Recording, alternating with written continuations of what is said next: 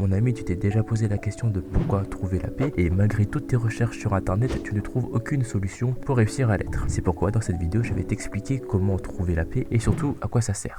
Premièrement, il faut que tu comprennes que ton état d'esprit va définir 99% du temps ce que tu seras plus tard. Et pour que ça aille plus vite, on va appeler ça le mindset. Et donc à partir de là, je vais t'expliquer à l'aide d'un algorithme comment ça marche ma définition du mindset. Et tu vas voir, ce sera très simple à comprendre. Donc, il faut savoir que ce que tu dis va définir ce que tu penses. Et ce que tu penses va définir ce que tu vas être. Ça, c'est le programme de base de ma définition du mindset. C'est-à-dire que pour moi, le mindset, c'est toutes les actions que l'on va faire qui vont définir ce que l'on va devenir plus tard. Et pour que tu comprennes, je vais appliquer un exemple très simple. Imaginons que tu sois encore un enfant. Tu vas donc souvent parler de jeux, ce qui fait que tu vas beaucoup y penser et ce qui fait que tu vas devenir quelqu'un qui aime beaucoup la stimulation. Ça, c'est le mindset d'un enfant. Et tu peux appliquer ça pour beaucoup d'autres choses aussi. Imaginons que ton rêve, c'est de devenir aviateur. Et bien, ça veut dire que tu en as beaucoup entendu parler et que donc tu penses beaucoup à ça, ce qui a fait que tu vas sûrement devenir aviateur plus tard. De plus, il existe un quatrième paramètre que je n'ai pas encore parlé, mais que je vais te dévoiler tout de suite. Et c'est l'environnement. En gros, l'environnement va influer sur ton mindset. Et je sais que souvent être dans un environnement avec de la paix, c'est très compliqué. C'est pourquoi j'utilise plutôt la méthode où je vais me répéter plusieurs fois dans la journée que je veux trouver la paix. Et ça peut paraître vraiment débile dit comme ça, mais je te jure que ça marche réellement. Si tu te dis que tu ne vas pas faire certaines choses, et ben tu ne le feras pas. Mais si tu dis que tu veux faire certaines choses inconsciemment, et ben tu vas effectivement les faire. Les mots ont une grande importance et on a souvent tendance à l'oublier. Mais maintenant, il y a une question légitime que l'on doit tous se poser. Pourquoi est-ce qu'on veut trouver la paix ?